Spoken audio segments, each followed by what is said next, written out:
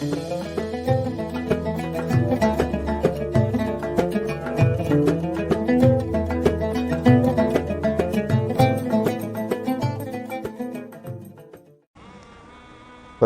Abdullah bin Mas'ud radhiyallahu taala anhu, sa'altu Rasulullah sallallahu alaihi wasallam ayyul a'mali ahabbu ilallah.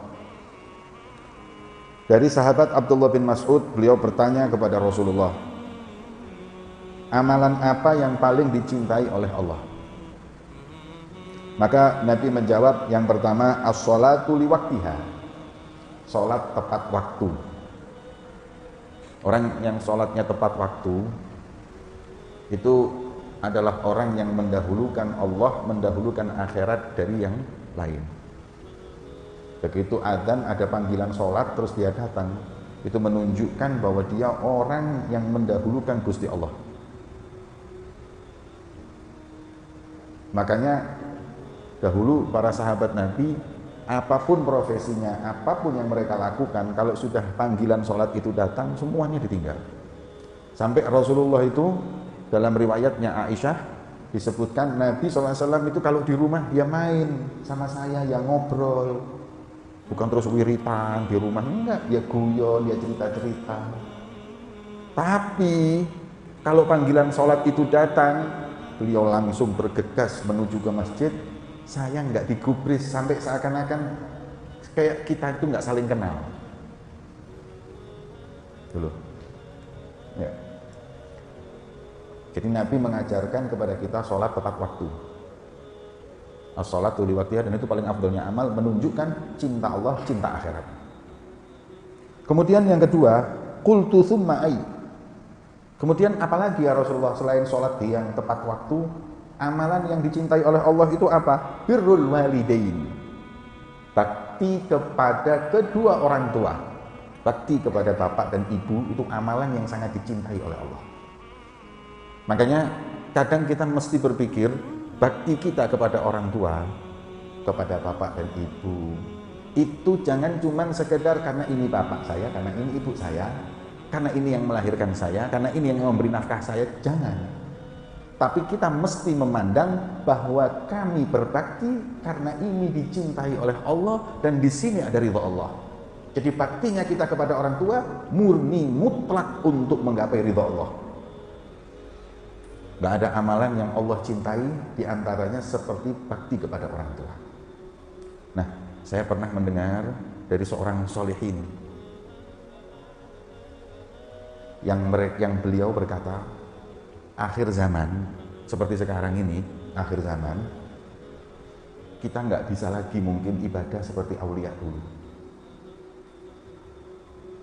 Kita bisa nggak seperti Imam Abu Hanifah, seperti Syekh Abu Bakar bin Salim, 40 tahun sholat subuhnya itu dengan wudhu sholat isya. Jadi mulai sekarang ini sampai wudhu, terus ibadah ngaji sampai subuh, itu 40 tahun nggak putus. Itu Imam Abu Hanifah, itu Syekh Abu Bakar bin Salim. Kita bisa nggak kayak gitu? Kita bisa nggak kayak orang-orang itu yang seharinya itu ratusan rakaat ibadahnya, puasanya dahar bukan Daud lagi, tiap hari puasa sampai tahunan, puluhan tahun. Sulit rasanya, tapi kata beliau, untuk zaman ini, kalau pengen jadi seorang wali min auliyaillah, selain melaksanakan apa yang diwajibkan oleh Allah, sholat, zakat, dan lain-lain, tidak ada amalan yang paling dekat, cepat mendekatkan diri kita kepada Allah seperti dua hal. Yang pertama, birrul walidain. Yang kedua, sedekah yang sembunyi. Ini ya, pendapat sebagian orang soleh. Jadi kita sekarang ini kalau mau jadi wali, pertama sama orang tua yang baik, yang sopan, selalu membuat mereka berdua bahagia. Yang kedua, sedekah. Ada lagi yang mengatakan birrul walidain wa hubbus sholihin, dan cinta orang-orang soleh. Untuk zaman sekarang kalau kita mau ibadah kayak mereka ruwet, nggak bisa, nggak nutut. Sembayang rawatib muakkadah aja kadang lewat, apalagi ribuan rakaat. Jadi yang penting ambek wong tuwamu sing apik, ambek wong soleh sing sopan. Cintailah kaum sholihin, baktilah kepada dua orang tua. Insya Allah dua amalan ini akan mendekatkan dirimu kepada Allah tetap. Kemudian qultu tsumma ai, selain sholat tepat waktu dan bakti kepada orang tua ya Rasulullah, amalan apa yang dicintai oleh Allah? Jihad fi sabilillah. Coba lihat, jihad ini nomor 3 masih dicintai oleh Allah, lebih dicintai oleh Allah adalah bakti ke orang tua. Hanya kita kalau mau jihad, orang tua kita nggak senang, orang tua kita susah dan lain-lain, cari ibadah yang lain aja. Ibadah banyak kan, kecuali kalau jihadnya itu fardu ain. Seperti apa itu jihad fardu ain? Jihad fardu ain itu orang kafir yang menyerang kita, ingin menguasai negeri kita. Kayak Belanda dulu, Jepang, itu jihadnya fardu ain. Maka hukumnya ya udah, mau nggak mau, walaupun orang tua kita nggak rela, tetap jalan kita. Ya apa lagi? Kalau kita diem nggak mungkin, kita jihad fisabilillah. Kemudian Nabi SAW beliau bersabda, ridallah fi ridal walidain wa sukhtahu fi sukhtil walidain.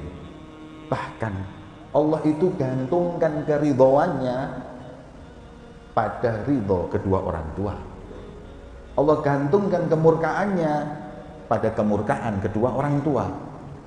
Maknanya kalau mau Allah ridho, mau Allah cinta kepada kita, gapailah keridhaan, kecintaan kedua orang tua. Kalau kita sampai membuat murka, marah, nggak rela, sakit hati kedua orang tua kita, berarti kita buat Allah murka kepada kita. Jadi kalau ridho Allah diridho kedua orang tua, murkanya dimurka kedua orang tua.